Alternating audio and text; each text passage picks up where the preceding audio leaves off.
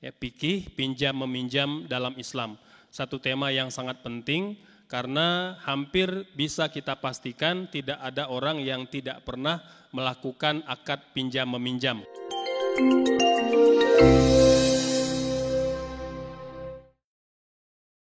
A'udzubillahi minasyaitonirrajim. Bismillahirrahmanirrahim. Alhamdulillahirabbil alamin wa kafa.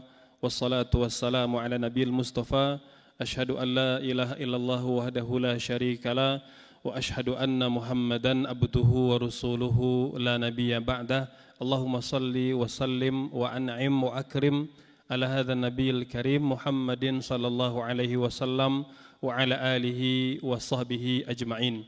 Hadirin hadirat yang dirahmati Allah, assalamualaikum warahmatullahi wabarakatuh. Alhamdulillah kita mengucap syukur kepada Allah Subhanahu wa taala. Pada hari ini kembali diberikan kesempatan, diberikan umur untuk bersama-sama berada di majelis ilmu. Kita berharap semoga kita diridhoi dan diberkahi oleh Allah Subhanahu wa taala. Amin ya rabbal alamin. Tak lupa salawat dan salam selalu kita limpah curahkan kepada teladan kita, kekasih kita Nabi besar Muhammad sallallahu alaihi wasallam, kepada keluarganya, para sahabatnya, dan tentu umatnya yang selalu berusaha mempelajari dan mengamalkan sunnah-sunnah beliau sallallahu alaihi wasallam. Hadirin hadirat yang dimuliakan Allah Subhanahu wa taala, pada hari ini kita akan menguraikan tentang fikih pinjam meminjam dalam Islam. Ya, fikih pinjam meminjam dalam Islam. Satu tema yang sangat penting karena hampir bisa kita pastikan tidak ada orang yang tidak pernah melakukan akad pinjam meminjam, ya, baik itu berupa harta atau barang-barang tertentu. Hadirin hadirat yang dimuliakan Allah Subhanahu wa taala, pinjam meminjam kalau dalam istilah fikih itu disebut sebagai al-ariyah, ya. Al-ariyah adalah pinjam meminjam. Secara umum para ulama menyebutkan al-ariyah itu adalah tamliku manfaatin muaqqatah, ya, bila iwadin. Jadi menyerahkan kepemilikan manfaat suatu barang tertentu dalam waktu tertentu tanpa imbalan apapun. Itu pinjam meminjam, ya. Ada pula definisi yang disebutkan dalam beberapa literasi mazhab Syafi'i bahwa yang disebut sebagai al-ariyah itu adalah ibahatul intifa', ya, ibahatul intifa' bima yahillul intifa'u bihi ma'a baqa'i ainihi bila iwadin, ya. Jadi yang disebut sebagai pinjam meminjam dalam fikih Syafi'i adalah izin menggunakan barang, ya, izin menggunakan barang yang halal untuk dimanfaatkan, di mana barang tersebut tetap ada wujudnya, ya, tetap kekal wujudnya tanpa disertai dengan imbalan, ya. Nah, secara sekilas boleh jadi definisi ini ada kemiripan, ya, namun ada perbedaan. Kalau menurut mazhab Hanafi ataupun Maliki, bahwa pinjam meminjam itu adalah penyerahan kepemilikan manfaat. Jadi ada kepemilikan manfaat. Sementara kalau dalam fikih Syafi'i itu disebutkan bahwa pinjam meminjam itu adalah izin untuk menggunakan barang saja. Jadi tidak ada unsur kepemilikannya, ya. Dari perbedaan definisi ini nanti ada beberapa konsekuensi hukum yang terjadi terkait dengan barang yang dipinjamkan. Dalil normatif yang mendorong atau menganjurkan kita untuk meminjamkan atau melakukan akad pinjam meminjam ini secara umum Allah sebutkan dalam surah Al-Maidah ayat 2, a'udzubillahi minasyaitonirrajim, wa ta'awanu 'alal birri wat taqwa wa la ta'awanu 'alal itsmi wal 'udwan. Dan saling tolong menolonglah kalian dalam kebaikan dan takwa, dan jangan tolong menolong dalam dosa dan permusuhan. Ini dasar dari Al-Quran, di mana memang kita dianjurkan untuk bisa saling tolong menolong antara kaum muslimin ataupun dengan non-muslim sekalipun. Selanjutnya dalam hadis Rasul, dasar normatifnya itu ada dalam hadis Imam Muslim. Nabi bersabda, man naffasa'an mu'minin kurbatan min qurabid dunya nafasallahu anhu kurbatan min qurabi yaumil qiyamah. barang siapa yang meringankan beban saudaranya dari urusan-urusan di dunia, maka nanti kelak di akhirat Allah akan berikan kemudahan ketika dia berhadapan dengan kesulitan di akhirat, gitu ya. Nah, ini oleh sebab itu dasar untuk kita saling membantu. Begitu pula dalam hadis At-Tirmidzi, Imam Ahmad dan Ibnu Majah, Nabi juga bersabda, "Wallahu fi aunil abdi, madamal abdu fi auni akhi." Allah itu akan senantiasa membantu seorang hamba selama hambanya membantu saudaranya. Gitu. Maka kalau kita terus melakukan aktivitas tolong-menolong di antara sesama kita, maka insya Allah Allah senantiasa memberi bantuan kepada kita. Hukum pinjam-meminjam kemudian diuraikan oleh para ulama, paling tidak ada 5 hukum. Ada 5 hukum terkait dengan pinjam-meminjam dan hukum asalnya adalah sunnah. Apa itu sunnah? Dikerjakan berpahala, ditinggalkan tidak berdosa. Jadi hukum dasar pinjam-meminjam itu adalah sesuatu yang sunnah. Kalau kita meminjamkan dengan tulus, ya, dengan ikhlas, maka insya Allah akan mendatangkan pahala. Ya. Nah, contoh apa saja hukum, ya, yang kemudian menjadi sebab bahwa pinjam-meminjam itu sunnah apabila kalau kita pinjam-meminjam barang-barang yang mendatangkan kemanfaatan atau memudahkan orang lain beribadah, seperti meminjam mushaf Al-Quran, ya, atau misalnya meminjamkan sajadah. Ya. Nah, ini mungkin kalau di tengah pandemi kita tidak dianjurkan, ya, menggunakan barang orang lain, namun dalam kondisi normal kita meminjamkan barang apa saja yang itu digunakan untuk keperluan ibadah, maka kita mendapatkan pahala sunnah dari Allah Subhanahu wa Ta'ala. Kemudian ada hukum yang kedua, yaitu mubah. Nah, mubah adalah sesuatu yang kita kerjakan dalam urusan-urusan duniawi, ya, yang tidak mengandung unsur ibadah. Misalnya meminjam peralatan olahraga, apakah itu seperti sepeda, ya, pompa dan lain sebagainya, gitu ya. Yang ketiga, ada kalanya pinjam-meminjam itu wajib. Kapan? Apabila sesuatu yang dipinjam itu untuk keperluan yang sangat penting. Apakah untuk keselamatan nyawa atau keselamatan keamanan, ya. Nah, misalnya meminjam peralatan keamanan untuk siskambling, ya, di tengah maraknya perampokan. Nah, ini menjadi wajib untuk kita pinjamkan, terutama jika memang kita memiliki barang tersebut, ya. Ada kalanya pinjam-meminjam itu makruh, ya. Apa itu makruh? Kalau ditinggalkan berpahala, dikerjakan tidak berdosa. Nah, ini apabila kita meminjamkan barang-barang yang boleh membuat orang lain lalai dari ibadah yang utama. Misalnya meminjamkan game, gitu ya, atau meminjamkan peralatan permainan tertentu, ya, kepada remaja atau kepada komunitas tertentu, sehingga permainan tersebut membuat para pemuda lalai dari kewajiban-kewajiban yang lebih utama, misalnya kewajiban belajar dan lain sebagainya, gitu. Ini menjadi makruh. Dan ada kalanya pinjam-meminjam itu menjadi haram. Kapan? Kalau misalnya barang yang akan dipinjamkan itu, ya, itu bisa mendatangkan mudarat atau dengan tujuan maksiat. Ya, apa saja barang itu, kalau kita ketahui akan digunakan untuk keperluan dosa atau maksiat, maka haram kita meminjamkan, gitu ya. Apakah itu, ya, keperluan rumah tangga dan lain sebagainya. Selanjutnya hadirin, hadirat yang dirahmati Allah Subhanahu wa Ta'ala, yang perlu kita ketahui pula dalam pinjam-meminjam ini adalah rukunnya, ya. Nah, rukun ini penting untuk kita ketahui.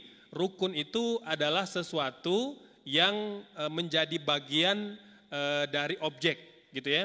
Dia tidak bisa terlaksana dengan sempurna tanpa rukun, ya. Sama kalau kita mengenal rukun sholat, ya, ada 13 rukun. Kalau satu saja tidak terlaksana maka batal sholatnya. Maka dalam pinjam-meminjam juga begitu. Kalau tidak terpenuhi rukun-rukun ini maka batal akad pinjam-meminjam. Ada 4 rukun dalam pinjam-meminjam yang harus terpenuhi agar akad pinjam-meminjam kita sempurna berdasarkan tuntunan agama. Yang pertama, harus ada orang yang meminta pinjaman. Kalau dalam istilah fikih musta'ir, ya, orang yang meminjam. Ya. Yang kedua adalah orang yang memberi pinjaman, pihak yang memberikan pinjaman, ya, yaitu mu'ir. Ya. Yang ketiga adalah benda yang akan dipinjamkan atau harta yang dipinjamkan. Dalam istilah fikih disebut sebagai musta'ar, ya, barang yang dipinjamkan.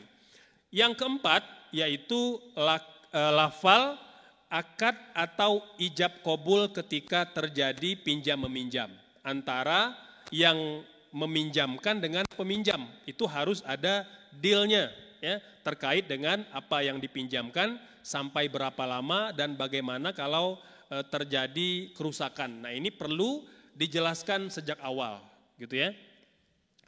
Hadirin hadirat yang dirahmati Allah Subhanahu wa taala, jangan lupa bahwa ketika kita pinjam meminjam itu tidak lantas diperbolehkan semua barang, ya. Semua benda yang kita miliki, semua harta yang kita miliki boleh kita pinjamkan atau boleh kita pinjam. Tidak, ya.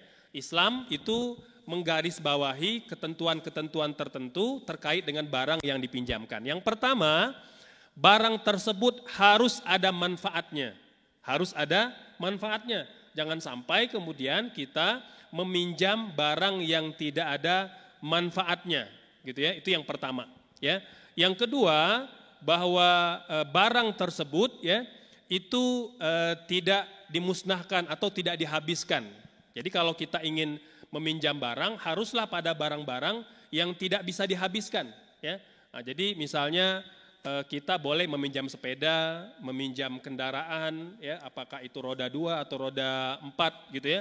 Nah, itu karena apa? Karena objeknya tidak habis, ya. Jadi tidak habis atau tidak musnah. Kalau kita meminjam atau menggunakan istilah meminjam pada barang-barang yang habis, misalnya sabun, ya, atau beras. Nah, itu seharusnya bukan meminjam dalam konteks ariyah, tapi nanti bisa dalam bentuk al-qardu, ya. Jadi meminjam barang yang kita habiskan, kemudian kita ganti dengan barang yang sama atau senilai barang. Itu al-qardu kalau dalam fikih. Adapun al-ariyah itu barangnya harus tetap unsur asalnya. Seperti kata ulama, baqa ainihi. Jadi objek barangnya harus ada. Jadi tidak tepat kalau kita mengatakan pinjam gula, pinjam garam, pinjam odol. Karena apa? Karena barang itu habis. Jadi kalau meminjam itu haruslah pada barang-barang yang tidak habis. Yang berikutnya ketentuan dalam syariat, ya, barang yang dipinjamkan itu haruslah halal zatnya, ya. Kalau tadi bermanfaat, ya, kemudian tidak habis, dan yang berikutnya adalah barang tersebut halal, ya. Halal artinya baik zatnya ataupun kegunaannya. Jangan sampai barang tersebut adalah barang-barang najis atau barang-barang kotoran, ya, yang tentunya tidak mendatangkan kemanfaatan bagi kehidupan kita, gitu. Selanjutnya, apa hak dan kewajiban antara peminjam dan orang yang meminjamkan, gitu ya.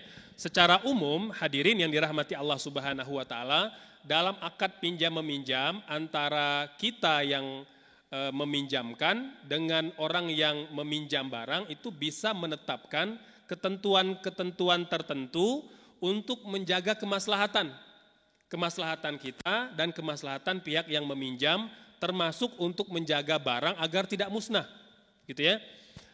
Seperti mana dalam fikih disebutkan al-ma'ruf urfan kal masyruti syaratan, ya. Sesuatu yang dianggap suatu kebiasaan maka kedudukannya sebagai syarat, gitu ya. Ketika kita meminjam barang, maka idealnya nih, ya, kita menentukan, ya, kalau barang ini hanya boleh dipakai untuk keperluan ini, tidak boleh untuk keperluan itu. Contoh misalnya ada sahabat kita mau minjam mobil, gitu ya. Oke, kita pinjamkan mobil, tapi mobil hanya untuk mengangkut penumpang aja, ya, tidak boleh ngangkut kerbau gitu misalnya, atau mengangkut kambing, gitu ya.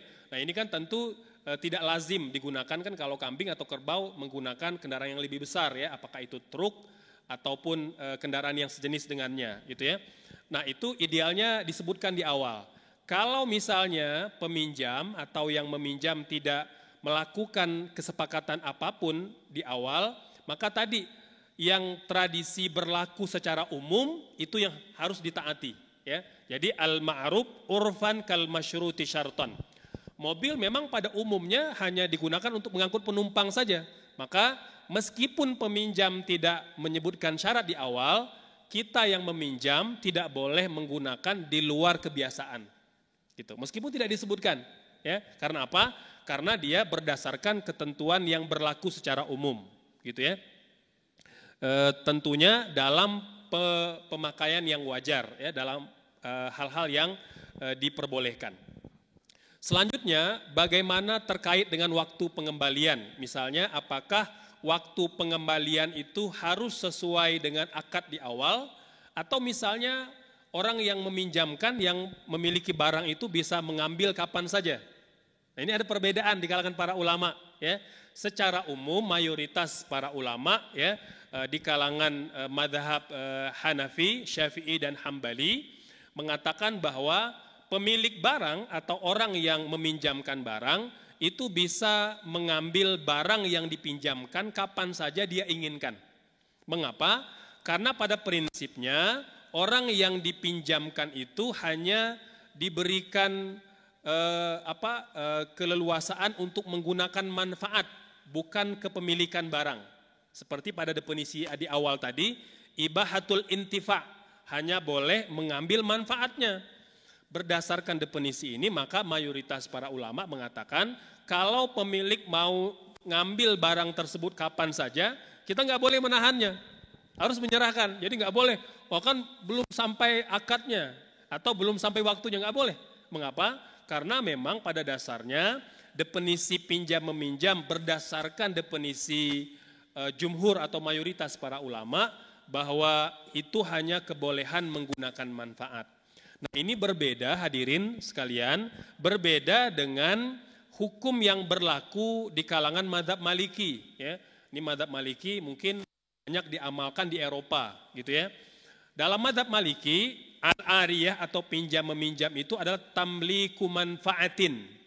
Jadi pinjam meminjam itu adalah menyerahkan kepemilikan, ya. Menyerahkan kepemilikan sampai batas waktu tertentu. Sehingga karena dia diberikan kepemilikan, maka dia diberikan wewenang untuk menggunakan barang tersebut sampai batas waktu. Sehingga dalam mazhab Maliki dikatakan tidak boleh pemilik mengambil barangnya sebelum waktu pinjam meminjam berakhir. Meskipun itu barang milik yang meminjamkan. Nah, ini makanya kita perlu mentolerir kalau misalnya di antara kita ada perbedaan dalam definisi soal pinjam meminjam tadi, gitu ya. Nah, ini sehingga tidak terjadi kesalahpahaman atau boleh jadi berpotensi konflik kalau tidak dipahami dengan benar, gitu ya. Nah, dari sini pula kemudian ada beberapa hal, ya, terkait apabila misalnya orang yang meminjam barang itu, ya, meminjamkan semula barang tersebut kepada orang lain, gitu ya. Kalau jumhur nggak boleh, pokoknya yang minjam itulah yang menggunakan barang, tidak boleh meminjamkan kepada orang lain. Sementara mazhab Maliki mengatakan karena mereka diberikan kepemilikan sementara, maka mereka boleh meminjamkan kembali kepada orang lain, gitu ya. Nah, ini jangan sampai kemudian terjadi kesalahpahaman ketika di awal kita tidak mendudukkan, ya, akad pinjam meminjam yang kita lakukan. Ini perlu agar apa? Agar tidak terjadi hal-hal yang boleh jadi berpotensi konflik. Selanjutnya hadirin hadirat yang dirahmati Allah, yang tidak kalah penting untuk kita jelaskan pada pertemuan kali ini adalah bagaimana sekiranya kalau barang yang dipinjam itu rusak. Siapakah yang bertanggung jawab? Apakah yang meminjam bertanggung jawab untuk menggantinya atau seperti apa? Nah, ini kita perlu jelaskan. Secara umum hadirin sekalian, para ulama menyebutkan bahwa akad pinjam meminjam itu ada dua skemanya.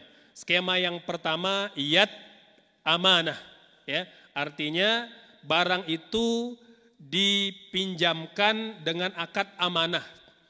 Orang yang meminjam tidak boleh berkhianat, ya, tidak boleh menyalahgunakan barang tersebut, ya. Maka ketika terjadi kerusakan ya di luar ya hal-hal yang tidak disengaja oleh yang meminjam, maka dia tidak berhak menggantinya. Karena apa? Karena amanah. Dia tidak berkhianat kecuali kalau barang itu digunakan ya secara secara berlebih-lebihan ya, baik pada beban beban yang dibawa oleh kendaraan atau penggunaan di luar di luar kebiasaan gitu ya. Nah, kalau dia yad amanah, maka kata para ulama akad pinjam meminjam itu apabila terjadi kerusakan yang tidak disebabkan oleh khianat yang meminjam, maka dia tidak wajib mengganti. Skema yang kedua ada yad doman. Apa itu yad doman? Yad yang menjamin ya. Artinya yang meminjam barang itu harus menjamin barang tersebut tidak rusak. Kalau terjadi kerusakan, maka dia wajib menggantinya gitu. Nah, ulama sendiri ternyata itu berbeda pendapat ya. Misalnya ulama Hanafi dan ulama Hambali mengatakan bahwa pinjam meminjam itu amanah. Artinya kalau tidak terjadi khianat pada diri orang yang meminjam, maka dia tidak berhak untuk mengganti atau tidak wajib mengganti. Dan yang memiliki barang itu tidak wajib meminta ganti rugi. Gitu. Ini pendapat yang pertama. Nah, pendapat yang kedua, ini di kalangan mazhab Syafi'i termasuk yang populer diamalkan di Indonesia, itu yad doman. Apa itu yad doman? Artinya yang meminjam itu harus menjamin barang tersebut kembali kepada pemilik dengan selamat gitu, atau dengan baik-baik saja. Kalau terjadi kerusakan pada barang, maka yang bersangkutan wajib menggantinya gitu ya.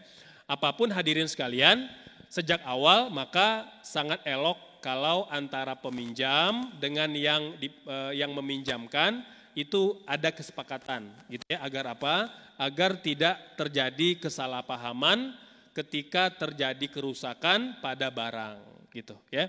Saya rasa ini untuk mukodimah penyampaian terkait dengan akad pinjam meminjam.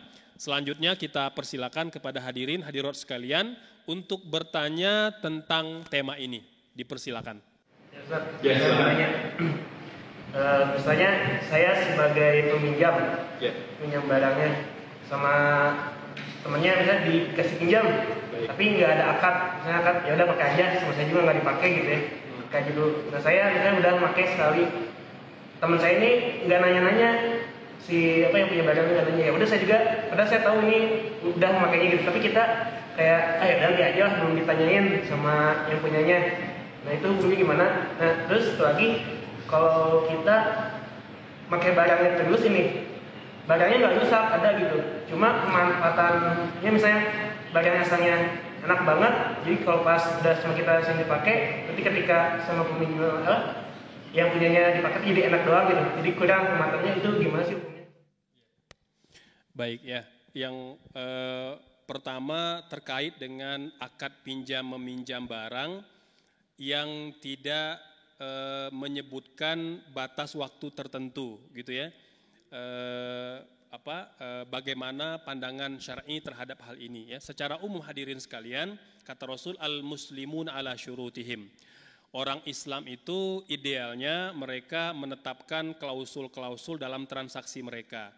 Agar apa? Agar tidak terjadi wan prestasi pada akad mereka atau tidak terjadi kegagalan dalam transaksi mereka. Boleh jadi nanti kalau berkaitan dengan rusaknya barang ya, atau hilangnya barang ya, siapa yang akan bertanggung jawab? Apakah peminjam atau yang meminjamkan? Nah ini kan tentu berpotensi konflik.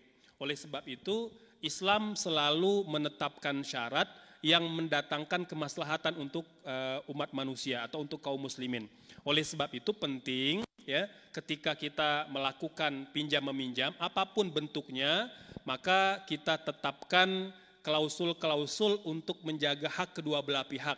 Meski mungkin pada barang-barang yang receh ya, apakah itu misalnya ya sepatu ya, atau misalnya keperluan berolahraga ya dan lain sebagainya. Ini penting agar apa? Agar ada batas waktu kita perlu menjaga amanah barang yang kita pinjam ya. Misalnya saya pinjam barang ini dalam tempo waktu 1 pekan ya. Ketika sudah nyampe 1 pekan maka kita kembalikan barang tersebut ya, mengembalikan kepada yang bersangkutan dengan selamat ya, lengkap ya, tidak ada kekurangan, tidak ada kerusakan. Ini penting. Sehingga tidak terjadi peluang-peluang konflik di antara kaum muslimin gitu ya. Nah, kalau misalnya tidak ditetapkan batas waktunya ya, boleh jadi hal itu tidak mendatangkan dosa, tapi sesuatu yang makruh. Mengapa? Karena berpotensi menimbulkan permasalahan ya, permasalahan tertentu, baik itu terkait dengan kerusakan atau kehilangan. Dan ini banyak terjadi ya, banyak terjadi di kalangan kita. Boleh jadi persahabatan atau kekeluargaan itu bisa menjadi masalah ya, menjadi renggang hanya disebabkan karena komunikasi dalam pinjam meminjam yang tidak jelas ya, baik terkait dengan tempo waktunya atau terkait dengan bagaimana cara kita mengelola barang yang dipinjamkan gitu. Nah, termasuk ketika kemudian barang itu kita pinjam kemudian tidak kita manfaatkan gitu ya.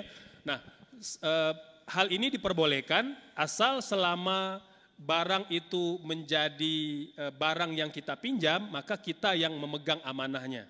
Artinya kalau karena faktor kelalaian kita, misalnya motor sengaja kita taruh di luar, walaupun kita nggak pakai, ya tidak dikunci misalnya, ya gantung aja kuncinya di motor, udah itu memberi peluang kepada orang lain untuk menggunakannya. Atau misalnya kita tidak menyimpan di tempat yang semestinya, ya harusnya kan kalau motor kendaraan kita simpan di tempat yang tertutup, berkunci, bergarasi dan lain sebagainya.